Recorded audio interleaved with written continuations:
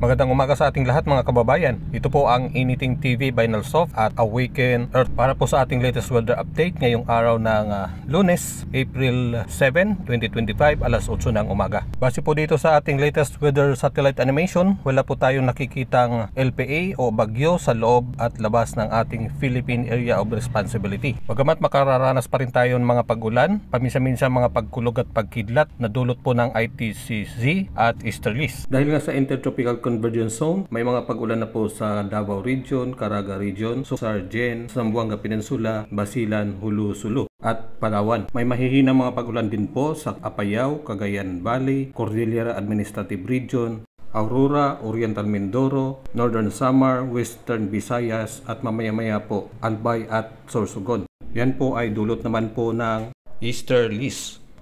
Maganda naman po ang panahon, mainit ngayong umaga hanggang sa tanghali sa natitirang bahagi ng Luzon, Visayas at Mindanao. Ngunit mamayang hapon po ay posible rin po magkaroon po ng makapal na ulap sa buong Mindanao at Visayas. Kasali rin po ang Ilocos Region.